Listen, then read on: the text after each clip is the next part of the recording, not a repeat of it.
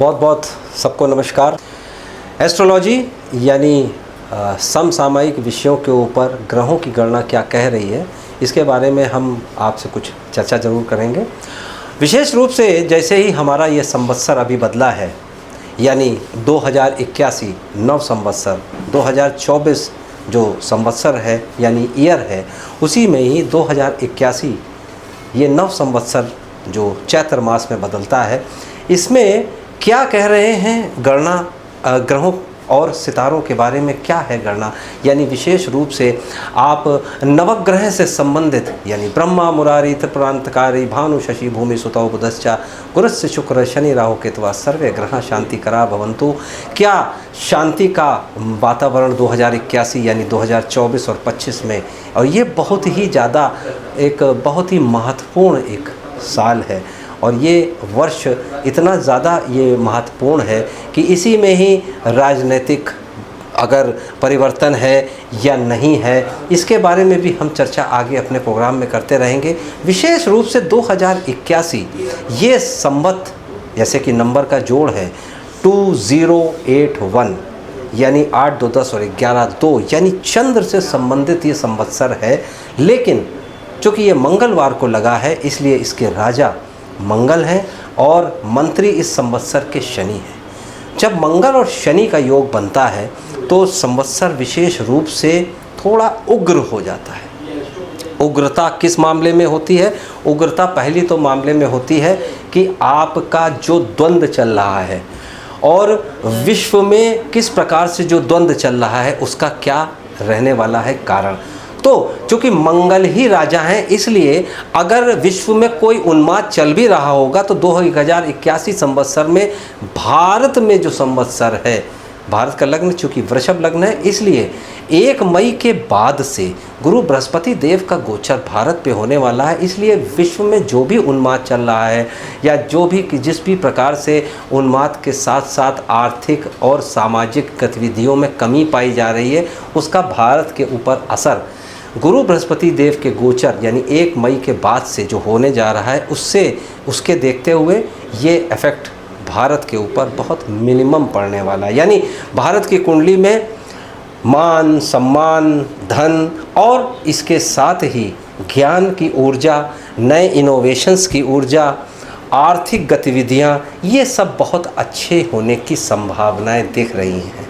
हाँ, मई के पहले सप्ताह तक ये ज़रूर रहेगा कि किस प्रकार से राजनीतिक उठापटक है या लोगों के मन में संशय रहेगा, भ्रम रहेगा कि राजनीति में क्या होने वाला है मई के पहले महीने में, या मान के चलिए इसके आगे भी। लेकिन जैसे जैसे मई का महीना गुरु बृहस्पति देव बैठेंगे, वैसे वैसे उसके बाद से चीज़ें क्लियर होती जाएंगी और राजनीतिक उठापटक धीरे धीरे करके शांत होती जाएगी और लोगों को काफ़ी हद तक चीज़ों की क्लैरिटी आ जाएगी मई के महीने में कि कैसा होने वाला है। लेकिन ये तो रही संवत्सर में कि भारतवर्ष के ऊपर, चूँकि भारतवर्ष की कुंडली वृषभ लग्न की है और कर्क राशि की है, उसमें ये हमने बताया आपको कि एक समसामयिक एक स्थूल दृष्टि से अगर हम बात करें तो क्या रहने वाला है भारत का भविष्य। तो भारत का भविष्य बहुत ही उत्तम रहने वाला है। हाँ, थोड़ी बहुत जून जुलाई अगस्त तक आगजनी की घटनाएं या थोड़ा सा भूस्खलन इत्यादि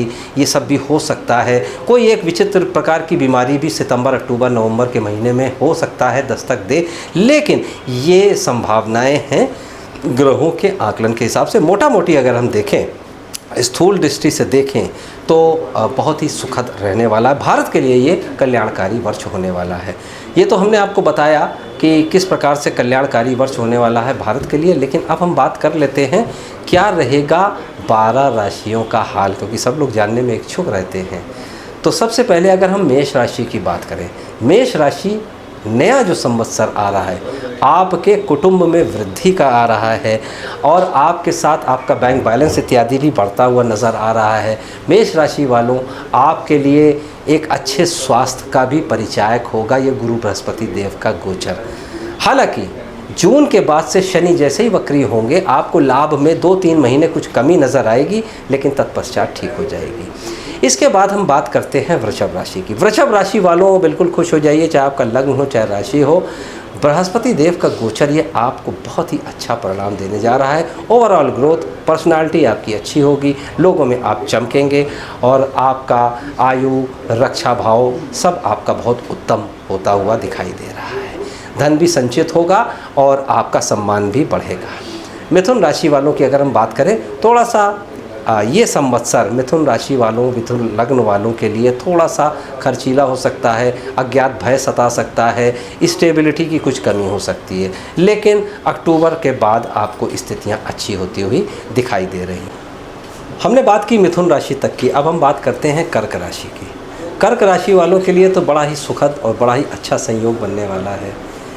हायर इनकम जनरेट हो सकती है, अच्छे लोगों से सर्किल, हायर सर्किल, अगर पद प्रतिष्ठा, पदोन्नति अगर आप चाह रहे हैं तो उसके लिए भी ये साल अच्छा रहने वाला है। यानी कुल मिला के अगर आपको ध्यान रखना है तो आपको ध्यान रखना है कि आप किसी से या किसी के बारे में भी थोड़ा सा आप गलत व्यूज़ खुद में दिमाग में ना बैठा लें और धीरे धीरे करके चीज़ों को, यानी कि थोड़ा शनै यानी कि धीरे धीरे करके चीज़ों को सही होने का इंतज़ार करें। धैर्य रखने की बात बोली जा सकती है।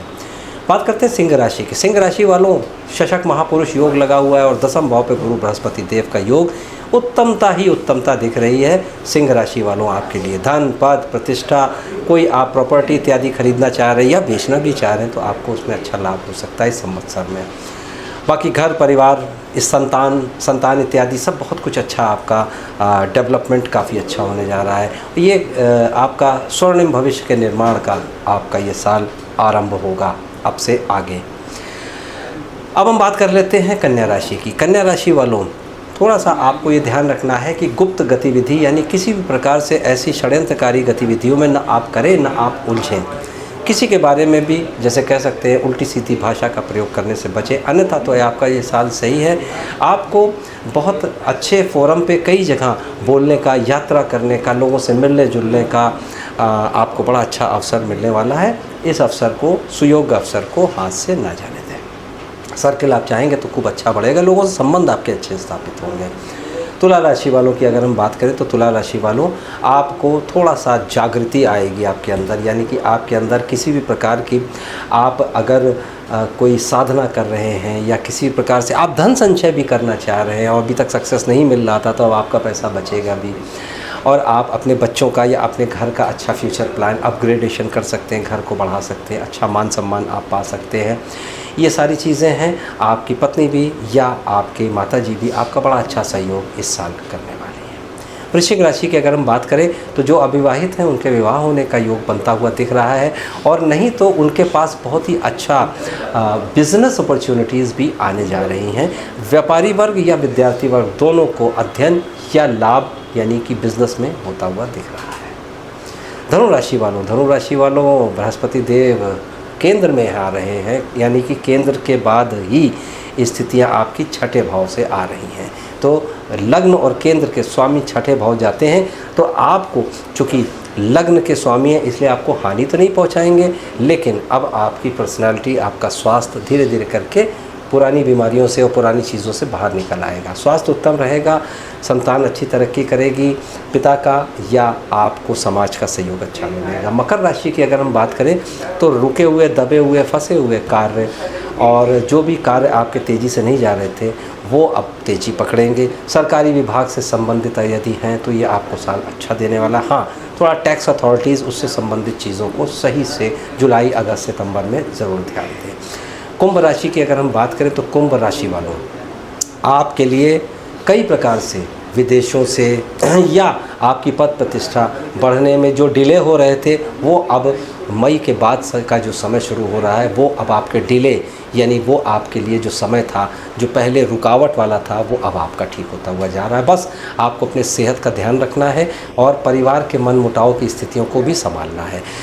अब हम आ चुके हैं अंतिम राशि मीन राशि पे। मीन राशि वालों, आपके लग्न के स्वामी ही बृहस्पति देव हैं और इसके साथ शनिदेव भी आपके 12वां भाव में चल रहे हैं, यानी एक प्रकार से 7.5 का प्रभाव भी है, उठती हुई 7.5। और इसी के साथ तीसरे भाव के गुरु बृहस्पति देव। ये संवत्सर कुल मिला के अगर देखेंगे तो मीन राशि चंद्र या लग्न वालों के लिए ये थोड़ा सा मध्यम रहने वाला है साल, और साल के में थोड़ा सा सावधानी आपके लिए अपेक्षित है। संचित धन का आप किस प्रकार से सदुपयोग करें, और इसी के साथ रियल इस्टेट में भी अगर आप धन लगाने से बचें, प्लानिंग को थोड़ा स्थगित करें। नई नौकरी ढूंढने में आप अभी समय व्यर्थ ना गंवाएं, पुरानी अगर है तो उसको चलने दें, यानी बहुत ज़्यादा चेंज ना करें तो ये साल आपका अच्छा निकल जाएगा।